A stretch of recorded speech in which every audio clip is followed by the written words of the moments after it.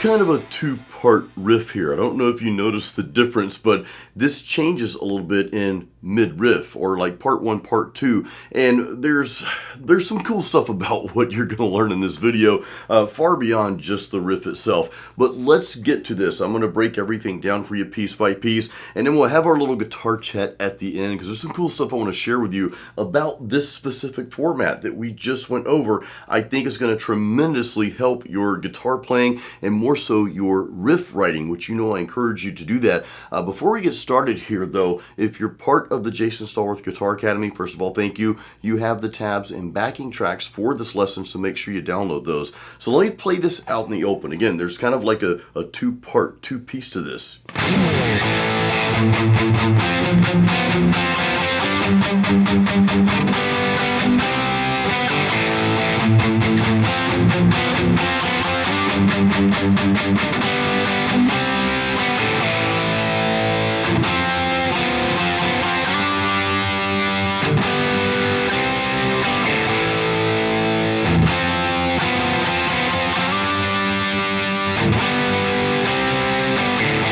Alright, so we're in standard tuning. Obviously, I'm always in standard tuning. I'm in the key of A minor here, and we're starting out just with the A minor power chord.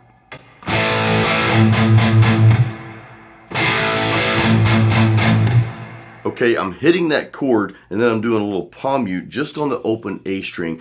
Now, I want to share these little tidbits along the way, and I hope you guys enjoy this, but oftentimes I'll just palm mute the one string. To me, that gives you a little bit tighter palm mute. Now, you can palm mute both strings.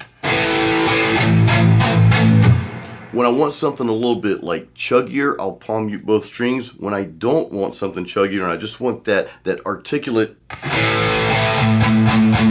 I'll just palm mute the one string. So in this case, that's what we're doing. Like I always say, if you like it better the other way, if you like it better palm muting both strings, please do that, guys. These lessons aren't like written in stone, like you must play it exactly like Jason does.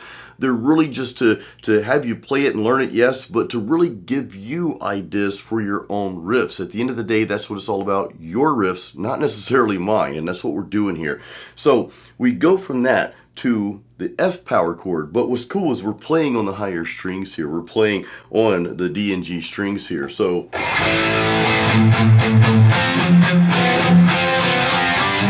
now, I talked about palm muting one string. Right here, I'm actually palm muting both strings.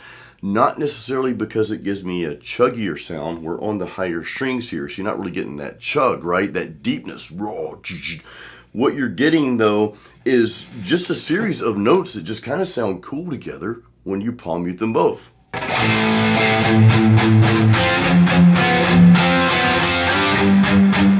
Okay, so I am palm muting both notes there. Again, we're playing an F power chord, D and G strings, frets 3 and 5, okay? Now, the other cool thing about this riff, and I'll put up the tabs shortly, we'll play through this, I'll put up the tabs, but let's go through this first. So the cool thing is we're giving it that really wicked sensation, and no, that wasn't a George Lynch pun, but I guess it kind of was by accident, but we're just giving it that wicked sound, right? By changing what? By changing that second note of the power chord, right? So 3, 5, but then we go 3, 4, and kind of back and forth on that a little bit. So check this out.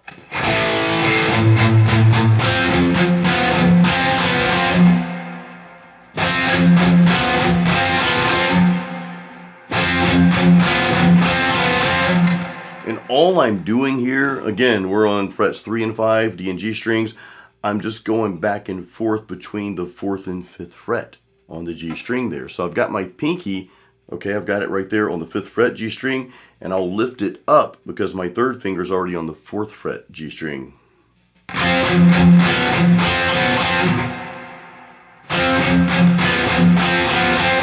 And again, we'll throw up the tabs on the playthrough here, but right after that, I kind of slide up to the next power chord, which is a G power chord in this case, okay?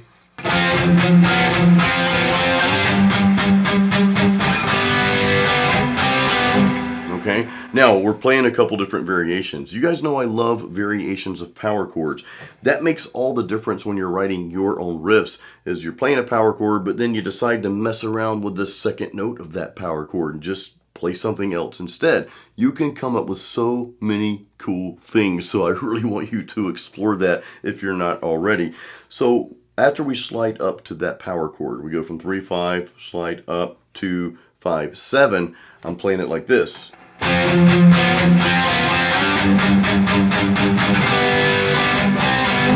Okay, we're just playing that, palm muting both strings.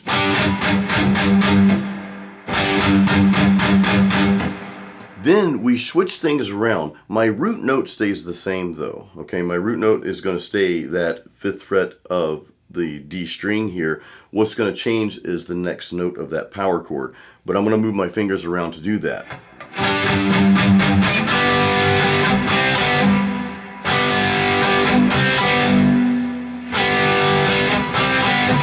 So I go from this position here, okay, with my first fingers on that fret, on the 5th fret of the D string, and again, we're just playing a normal power chord. I switch to that, okay? So I put my middle finger, and I encourage you to use whatever fingers on whatever frets makes more sense to you. Sometimes people will try to do something a certain way, and it's like, man, it's just not working, but if I do it this way, it does work. Well, then that's the way you need to do it, okay? So do what works best for you, right? So we're now still on that 5th fret, okay? I'm just using my middle finger for the D string 5th fret, but I've got my first finger on the 4th fret of the G string. So we basically go from 5-7 to 5-4. And then I go back and forth between the 4th and 5th fret of the D string, okay? And again, we're about to do the tabs here, but it's like this.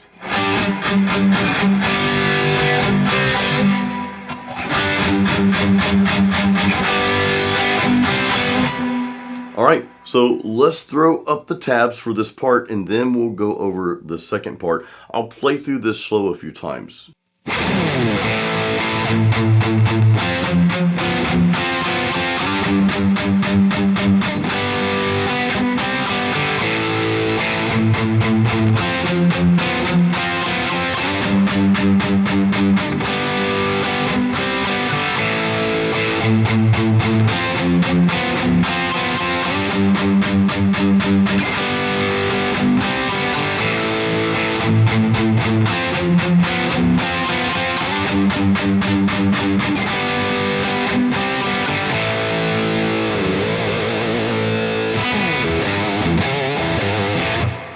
And we throw in a little 80s lick there, riff, whatever. Okay, so now to the second part of this little riff here. It's basically the same thing, but there's a very powerful concept behind this. Let's go through the riff and I'll share the powerful concept at the end. So let me just play through the entire thing. Okay, I'm going to do that one more time right now.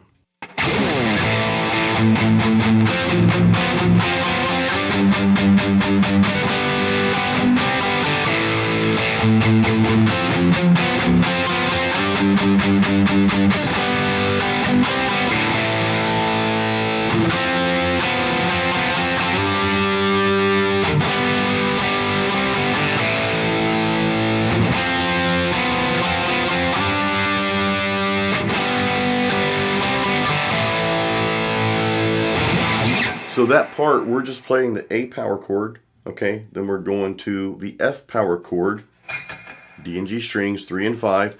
We're doing the same motion there as far as the frets, right? But we're not doing any palm mutes in between.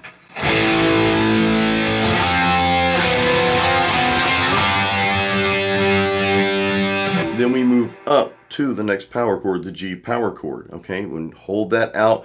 And then we kind of do the same thing when we get to this part, this variation of what we're playing for the G power chord.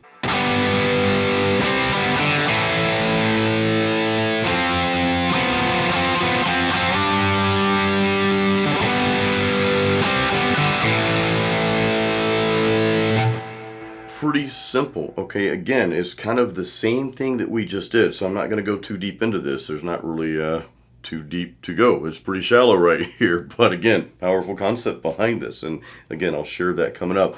But anyway, so let's throw the tabs up for this part, okay? We'll go through this a few times as well.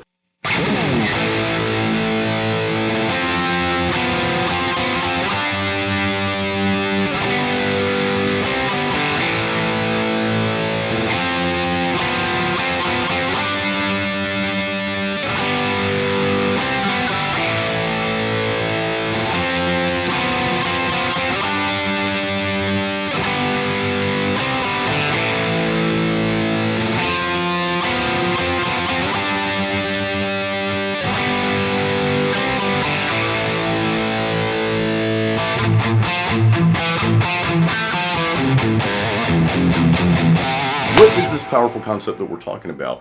And this is important, guys, and it's going to be, I think it's going to open up some things for you. It opened up some things for me as I was writing this.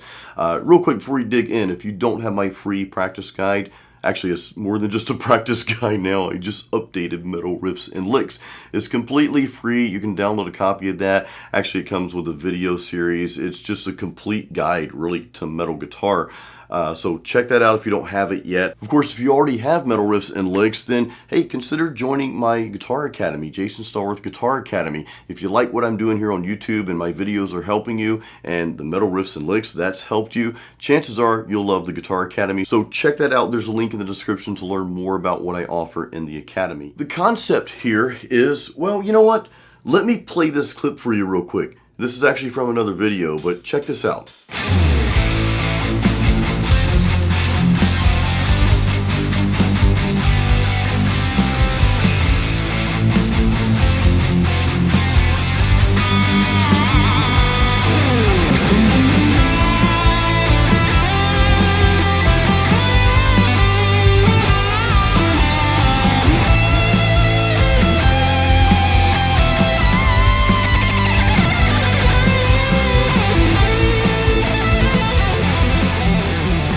So you may have noticed that the guitar solo came in, and I'll tell you what that video is from. You guys might have seen it already, but I'll share that. This kind of has to do with this tone that we're using too, which is really cool.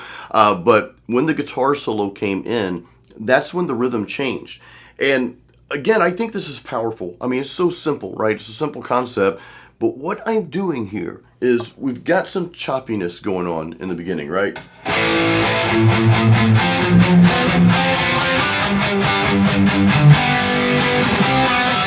Now, you can solo over that, no problem at all. What I like to do a lot of times is I'll slow things down, or not say slow things down, but kind of just simplify things so that the guitar solo can shine a little bit brighter, if that makes sense, right? So when I'm playing some notes, you know,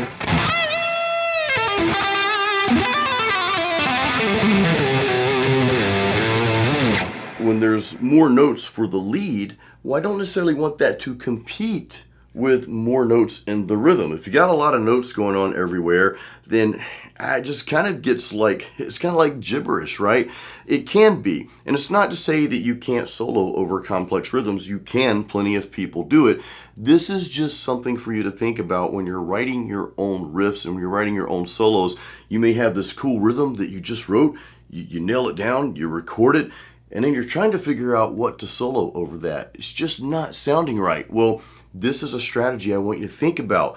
Simplify that rhythm part so that your notes for the solo will shine, will stand out a little bit more. When you got too much going on, this is kind of like, you know, nails on the chalkboard and static radio all at the same time. Or it's kind of like, have you ever had like two devices going, like somebody's got the TV on and somebody's cell phone's playing a video or something's like, okay, it's one or the other, but something's got to give here. Well, that's how it can sound sometimes when you're trying to do solos over rhythms that are kind of busy. So that's, to me, it's a magical concept, and that's what I want to share with you. And I hope that it like clicks on a light bulb for you. It's like, oh, you know what? Let me go back and try that. Let me simplify this part right here to the rhythm and now solo over it and see if that sounds better. So I know it's kind of a light bulb for me. I had to like, you relearn things over the years. Like I'll relearn stuff that I learned like 30 years ago. And it's like, oh, I did that and that worked. How did I forget that? So this is kind of one of those concepts that I just remembered that I'm bringing up to you. Oh, I almost forgot to tell you the tone. I was going to talk about that briefly. So the tone you're hearing in this video, which I love, by the way, it's like all I'm playing through lately. I won't even tell you what it is. Just watch that video right there. That will go over the tone and everything about it. So check that out. And guys, again, keep it metal and keep playing music. See you on the next video.